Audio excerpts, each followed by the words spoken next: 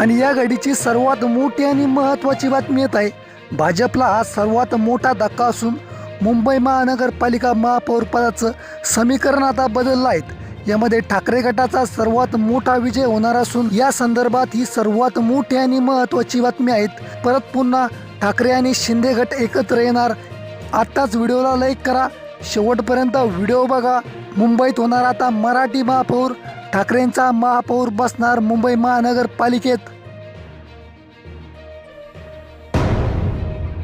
महाराष्ट्राच्या राजकारणात नवा पॅटर्न, दोन्ही शिवसेना एकत्र येणार.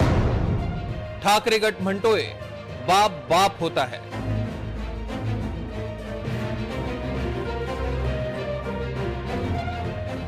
हे दृश्य विधिमंडळाच्या अधिवेशनावेळेच्या फोटो सेशनची. एकनाथ शिंदे आणि उद्धव ठाकरे अचानक समोरासमोर आले. मात्र उद्धव ठाकरेंनी एकनाथ शिंदेंच्या बाजूच्या खुर्चीत बसायचं टाळलं. एकनाथ शिंदे ही अवघडल्यासारखे दिसले.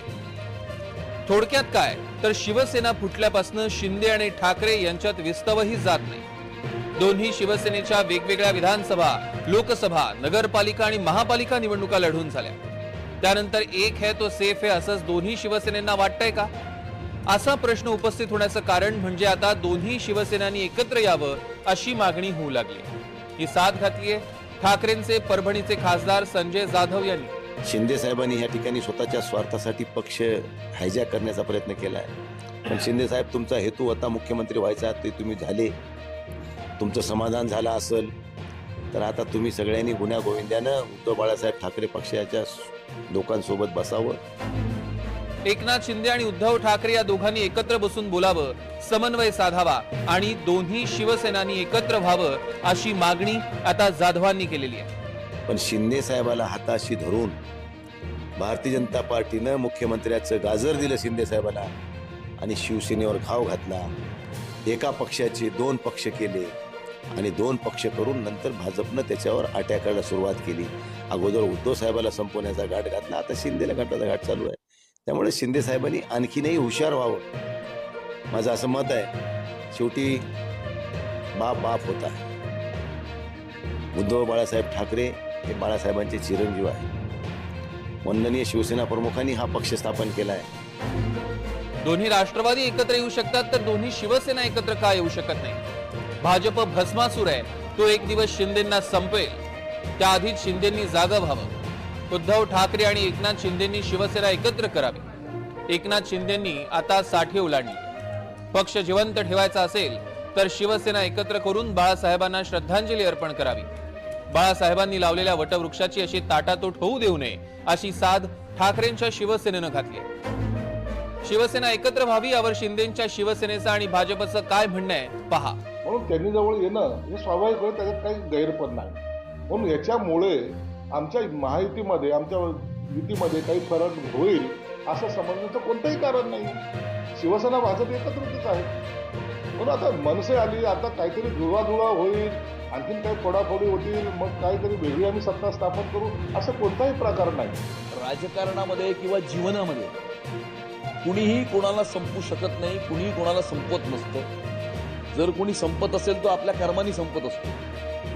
आणि त्यामुळे या देशाच्या राजकारणामध्ये असं एकमेव उदाहरण आहे की एखादी व्यक्ती मुख्यमंत्री पदावरती बसलेली असताना त्यांचे 90% पेक्षा जास्त आमदार त्यांना सोडून जातात किंवा त्यांना त्यांच्याच पक्षातून बाहेर काढतात, सत्तेला लाथ मारतात. असं एकमेव उदाहरण आहे महाराष्ट्राच्या राजकारणामध्ये 2022 साली घडलेलं आहे. सध्या राजकीय परिस्थिती काय आहे तर शिंदेंची शिवसेना मुंबईत 2.5 वर्षांचं महापौरपद मागते. तर महापौर भाजपचाच होणार असं भाजपनं शिंदेंना ठासून सांगितलंय. त्याचवेळी दोन्ही शिवसेनांनी एकत्र येण्याची मागणी होऊ लागली आहे. असं असताना नाना पटोले म्हणतात राज्यात आता नवे खेळ सुरू होतील. शिंदे आणि अजित पवार यांचा गेम भाजप करेल आणि केला. जे पिंपरी चिंचवड, पुणे अजित पवारांचं आणि पवार साहेबांची मालकी होती, आता कोणाजवळ आहे.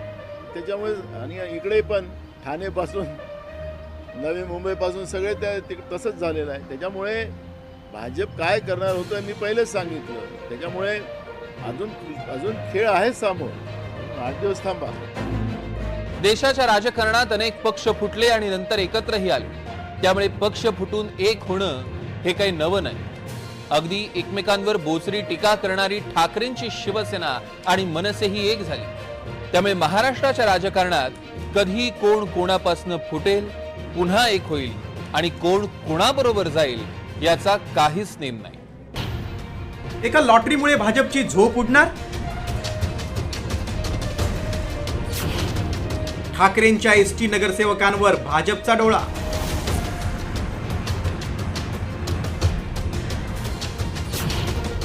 मुंबईचा महापौर ठाकरेच होणार?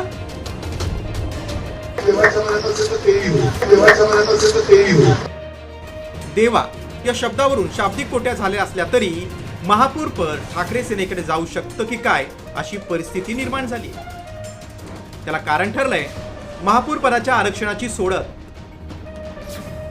22 जानेवारीला महापौर पदासाठी आरक्षणाची लॉटरी काढली जाणार आहे. यावेळी चक्राकार पद्धतीनं महापौर पदासाठी आरक्षण जाहीर होणार आहे. या पद्धतीत गेल्या 20 वर्षांचं आरक्षण वगळून इतर प्रवर्गांची चिठ्ठी सोडतीसाठी टाकली जाते. आतापर्यंत फुला, एससी, ओबीसी प्रवर्गासाठी आरक्षण सोडत महापौर पदासाठी निघाली. मात्र एसटी प्रवर्गासाठी आरक्षण सोडत न निघाल्यानं यावेळी एसटी प्रवर्गातून महापौर होण्याची शक्यता जास्त आहे. भाजप आणि शिंदे सेनेकडे एससी आणि ओबीसी प्रवर्गातील नगरसेवक आहेत, पण एसटी प्रवर्गातील नगरसेवक नसल्यानं सत्ताधाऱ्यांमध्ये अस्वस्थता आहे. मात्र ठाकरे सेनेचे एसटी प्रवर्गातून 2 नगरसेवक निवडून आले. त्यामुळे ठाकरे सेनेच्या या 2 नगरसेवकांना खूपच महत्त्व आले. वॉर्ड क्रमांक 121 मधून विजयी झालेल्या प्रियदर्शिनी ठाकरे आणि वॉर्ड क्रमांक 53 मधून निवडून आलेले जितेंद्र वळवी हे ठाकरे सेनेचे 2 नगरसेवकच एसटी प्रवर्गातून येतात. त्यामुळे सत्ताधाऱ्यांकडून या 2 नगरसेवकांवर दबाव आणला जात असल्याची माहिती सूत्रांनी दिली. दरम्यान ठाकरे सेनेकडून दोन्ही नगरसेवकांची विशेष काळजी घेतली जाते. त्यात भाजप 2022 पासून निवडणूक न झाल्याचं कारण देत चक्राकार आरक्षण यावर्षीपासून नव्यानं सुरू करावं अशी मागणी आयोगाकडे करू शकतं. मात्र एसटी प्रवर्गातून महापौर पदासाठी सोडत निघाल्यास बहुमत असूनही ठाकरे सेनेचा महापौर होऊ शकतो. आता महापौर पदाचीही चक्राकार सोडत भाजपसाठी पेच निर्माण करणारी ठरणार का?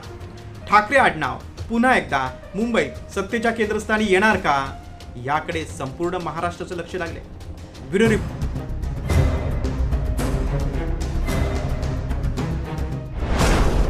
धनुष्यबाण कुणाचा, शिंदेंचा की ठाकरेंचा?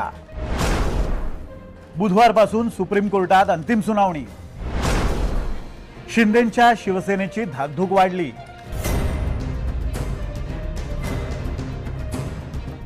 दोन 2022 मध्ये शिवसेना फुटली आणि सुरू झाली एक नवी लढाई.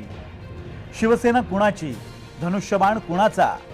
निवडणूक आयोगानं शिवसेना हे नाव आणि धनुष्यबाण हे चिन्ह एकनाथ शिंदेंना दिलं.